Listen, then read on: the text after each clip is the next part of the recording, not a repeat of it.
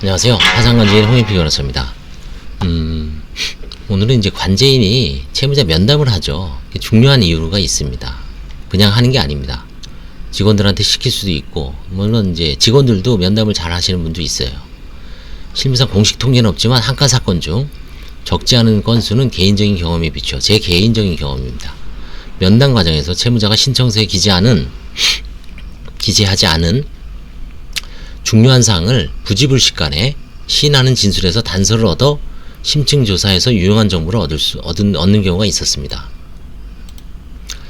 예를 들어서 최근의 사례로는 통상 배우자, 처가 처의 직업에 대해서 묻는 경우에 채무자가 가정주부 일용직 식당 파출부라고 대답하면 별다른 의심을 하지 않고 빈칸에 기재하고 현행 29종 서류에 특히 의심이 가지 않는 한 배우자의 재산이 형성된 경우 세목별 과세증명서에 별다른 재산이 없으면 그냥 넘어가는 것이 일반적이죠.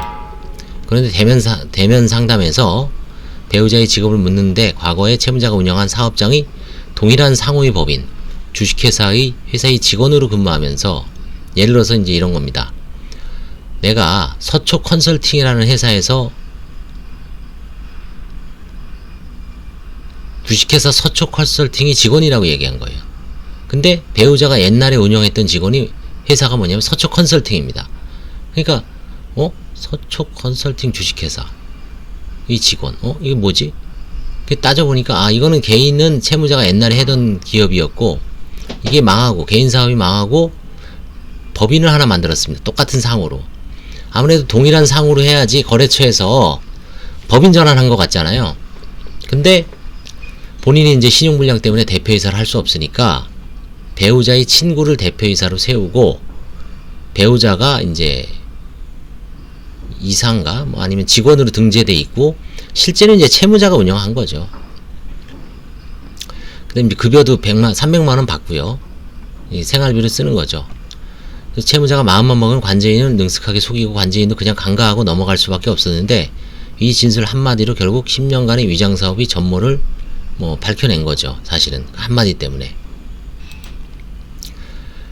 근데 둘째, 500만원 내지 1억원 정도 임차보증금을 채무자가 보유하다가 경제적으로 어려운 위기 닥치자 갑자기 보증금이 사라지고 이에 대해서 통상의 채무자들은 대리인 내지 전문가의 조언을 받는지는 모르겠으나 명확하게 이를 진술하는 경우는 많이 보지 못하였습니다. 오늘 제가 한 것 중에서도 시어머니하고 살다가 일산으로 이사 가서 분가한 거죠. 부천에 월 45만원인가 35만원을 살다가 학원이 안 되고 한 2, 3년 정도 운영하다가 빚이 한 1억 정도 차니까 다시 영등포로 와서 시어머니하고 합친 거죠. 2억 6천에. 그리고 9천만원을 드렸죠. 그래서 이제 그게 환가를 한 게 나오죠. 수도권에선 요즘 이제 보증금 환가가 점점 사라지는 분위기입니다. 사실은. 그렇지만 간혹 있습니다. 그래서 주의 깊게 봐야 됩니다. 대부분 배우자, 시누이, 형제자매들에게 변경한 것을 시인하거나 편파 변제한 진술을 그대로 진술하므로 그 점을 포인트로 하여 은닉 여부를 밝혀낸 사례가 다수 있습니다. 셋째, 20세의 나이돌 아들이 군대, 가평 소재, 이게 아마 수도기계화 사단이었을 거예요. 맹호부대죠. 맹호부대. 이렇게 호랑이 마크 있는 부대. 입대하여 복무하고 있으므로 통상적으로 군대 복무 중인 자녀들에 대해서는 세목별 과세증명서, 개인별 토지 소유하나, 요즘 이제 지적전산 자료라 그러죠. 이거 진구하지 않아요. 군대 복무 중인 자녀들에 대해서는. 미제출에 정당한 사유가 있다고 판단했습니다. 요즘은 아예, 예전엔 29종 시절에도 이랬는데 지금은 아예 들여다보지도 않죠. 14종 시절에는. 채무자는 그 기본 서류 제출 시 이를 그대로 제출하여 은닉을 시인한 사례도 있습니다. 그죠? 이렇게 이제 조사가 점점 얼기설기 하면은 빠져나가는 사람도 분명히 있지만 전체적으로 취지가 채무자를 들볶지 말고 신속하게 면책을 해줘라 라는 취지이기 때문에 또 파산 면책의 문턱을 많이 낮춰서 신속하게 해주라는 취지입니다. 그래서 이제 서류를 대폭 줄였죠. 채무자 위주로 간단하게 봐라.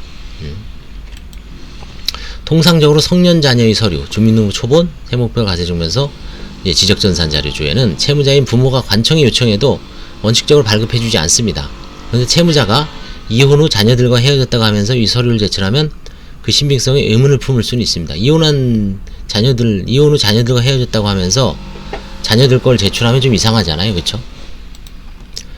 실은 채무자가 관청에 엄청난 압력을 행사해서 공무원이 사안에 따라 발급을 해준 것으로 알고 있으며, 그러니까 이제 채무자가 구청에 가서 막 승질 내는 겁니다. 그럼 공무원이 쫄아서 해줍니다.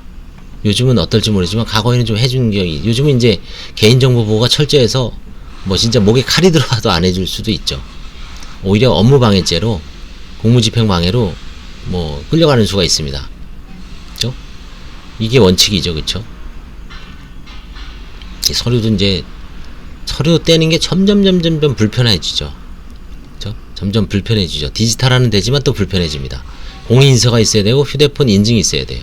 자기 명의로 뭔가 휴대전화가 안 갖고 있는 사람은 서류 받기도 쉽지 않습니다. 일일이 발품 팔아서 다 돌아다녀야 돼요. 결론은 관제인이 채무자를 비롯한 재반 이해관계를 면담하면서 직관력, 상상력이죠. 향상시키는 것이 이제 중요합니다. 그래서 면담을 하면서 뭐 이제 결국 이제 이거는 경험이죠. 경험. 뭐 공부도 중요하지만 경험을 통해서 이제 개월수가 쌓이면, 경험치가 높아가면 이제 어느 정도 이제 체화가 되는 거죠. 감사합니다.